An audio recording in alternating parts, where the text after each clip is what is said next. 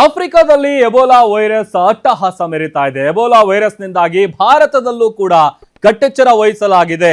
Ebola ಆತಂಕಕ್ಕೆ Bharat Africa ಶೃಂಗಸಭೆ ರದ್ದಾಗಿದೆ.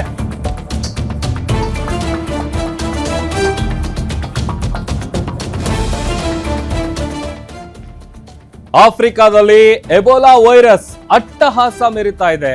Ebola ವೈರಸ್ನಿಂದಾಗಿ ಭಾರತದಲ್ಲೂ ಕೂಡ ಕಟ್ಟೆಚ್ಚರ ವಹಿಸಲಾಗಿದೆ. ಎಬೋಲಾ ಆತಂಕಕ್ಕೆ ಭಾರತ ಆಫ್ರಿಕಾ ಶೃಂಗಸಭೆ ರದ್ದಾಗಿದೆ. ದೆಹಲಿಯಲ್ಲಿ ನಡೀಬೇಕಿದ್ದಂತಹ ಶೃಂಗಸಭೆ ಇದು, ಭಾರತ ಆಫ್ರಿಕಾದ ಶೃಂಗಸಭೆ. ದೇಶಾದ್ಯಂತ ವಿಮಾನ ನಿಲ್ದಾಣಗಳಲ್ಲಿ ತೀವ್ರ ಕಟ್ಟೆಚ್ಚರವನ್ನು ವಹಿಸಲಾಗಿದೆ. ಹೈ ರಿಸ್ಕ್ ದೇಶಗಳ ಪ್ರಯಾಣಿಕರ ಮೇಲೆ ನಿಗಾ ಇಡೋದಕ್ಕೆ ಸೂಚನೆಯನ್ನ ಕೊಡಲಾಗಿದೆ. ಬಹಳ ಡೆಡ್ಲಿ ವೈರಸ್ ಇದು. ಕೋವಿಡ್ ಯಾವ ರೀತಿಯಾಗಿ ದೊಡ್ಡ ಮಟ್ಟದಲ್ಲಿ ಸಾವು ನೋವುಗಳನ್ನ ತಂದಿತ್ತು, ಅದೇ ರೀತಿಯಾದಂತಹ ಅದಕ್ಕೂ ಬಹಳ ಡೇಂಜರ್ ವೈರಸ್ ಇದು. ಅದೊಂದು ಕಡೆ ಎಲ್ಲ ವಿಮಾನ ನಿಲ್ದಾಣಗಳಲ್ಲಿ ತೀವ್ರ ಕಟ್ಟೆಚ್ಚರವನ್ನ ವಹಿಸಲಾಗಿದೆ. ಹೈ ರಿಸ್ಕ್ ದೇಶಗಳ ಪ್ರಯಾಣಿಕರು ಯಾರಿರ್ತಾರೆ ಅಂಥವರ ಮೇಲೆ ನಿಗಾ ಇಡೋದಕ್ಕೆ ಸೂಚನೆಯನ್ನ ನೀಡಲಾಗಿದೆ. ಆರೋಗ್ಯ ಇಲಾಖೆ ಇದೇ ವಿಚಾರಕ್ಕೆ ಸಂಬಂಧಪಟ್ಟಂತೆ ಒಂದಷ್ಟು ಸೂಚನೆಗಳನ್ನು ಕೂಡ ಕೊಟ್ಟಿದೆ. ಆ ಸೂಚನೆಗಳು ಏನು ಅನ್ನುವಂಥದ್ದನ್ನು ನೋಡ್ತಾ ಹೋಗೋದಾದ್ರೆ, ಕ್ವಾರಂಟೈನ್ ಸೆಂಟರ್ ಅನ್ನ ಗುರುತು ಮಾಡಿ ಐಸೋಲೇಷನ್ ಸೌಲಭ್ಯ ಇರುವಂತಹ ಕ್ವಾರಂಟೈನ್ ಸೆಂಟರ್ ಏನಿರುತ್ತೆ, ಹೆಲ್ತ್ ಸ್ಕ್ರೀನಿಂಗ್ಗೆ ಸಿಬ್ಬಂದಿಯನ್ನ ಹೆಚ್ಚಳ ಮಾಡಿಕೊಳ್ಳೋದಕ್ಕೆ ಸೂಚನೆಯನ್ನ ಕೊಡಲಾಗಿದೆ. ಇದು ಆರೋಗ್ಯ ಇಲಾಖೆ ಕೊಟ್ಟಿರುವಂತಹ ಸೂಚನೆ. ಹೆಲ್ತ್ ಸ್ಕ್ರೀನಿಂಗ್ ಏನಿರುತ್ತೆ ಅಲ್ಲಿರುವಂಥ ಸಿಬ್ಬಂದಿಗಳ ಸಂಖ್ಯೆ ಸ್ವಲ್ಪ ಜಾಸ್ತಿ ಮಾಡ್ಕೊಳ್ಳಿ ಅಂತೇಳಿ ಸೂಚನೆಯನ್ನು ಕೊಟ್ಟಿರೋದು. ಜೊತೆಗೆ ಶಂಕಿತ ಕೇಸ್ಗಳೇನಾದರೂ ಇದ್ರೆ ಇಮಿಡಿಯೇಟ್ ಆಗಿ ಅವರನ್ನ ಆಸ್ಪತ್ರೆಗೆ ರವಾನಿಸೋದಕ್ಕೆ ಆಂಬ್ಯುಲೆನ್ಸ್ ಅನ್ನ ನಿಯೋಜಿಸಿ. ಎಬೋಲಾ ಚಿಕಿತ್ಸೆ ಬಗ್ಗೆ ಹೆಲ್ತ್ ವರ್ಕರ್ಸ್ ಅರಿವು ಮೂಡಿಸಬೇಕು ಅನ್ನುವಂಥ ಸೂಚನೆಯನ್ನು ಕೂಡ ಕೊಡಲಾಗಿದೆ.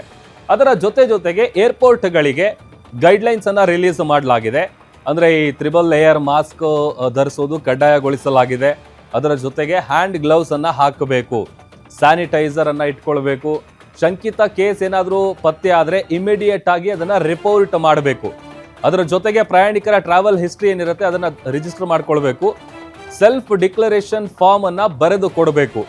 ಎಬೋಲಾ ಬಾಧಿತ ದೇಶಗಳಿಂದ ಬಂದವರ ಡೀಟೇಲ್ಸ್ ಏನಿರುತ್ತೆ ಆ ಡೀಟೇಲ್ಸ್ ಅನ್ನ ಕಂಪ್ಲೀಟ್ ಆಗಿ ಇಟ್ಕೊಳ್ಬೇಕು. ಬಿಕಾಸ್ ಅವ್ರು ಎಲ್ಲಿಂದ ಬಂದಿದ್ದಾರೆ, ಸೊ ಅಲ್ಲಿಗೆ ಅವ್ರ ಜೊತೆಗೆ ಯಾರಿದ್ರು, ಮತ್ತೆ ಯಾರಿಗಾದ್ರೂ ಸೋಂಕು ಹರಡುತ್ತಾ ಅನ್ನುವಂಥ ನಿಟ್ಟಿನಲ್ಲಿ ಈ ಎಲ್ಲ ಸೂಚನೆಗಳನ್ನ ಆರೋಗ್ಯ ಇಲಾಖೆ ಕೊಟ್ಟರು. ಅದ್ರ ಜೊತೆಗೆ ಏರ್ಪೋರ್ಟ್ಗಳಿಗೆ ರಿಲೀಸ್ ಮಾಡಿರುವಂಥ ಗೈಡ್ಲೈನ್ಸ್ನಲ್ಲಿ ಎಲ್ಲ ವಿಚಾರಗಳನ್ನ ಉಲ್ಲೇಖ ಮಾಡಲಾಗಿದೆ.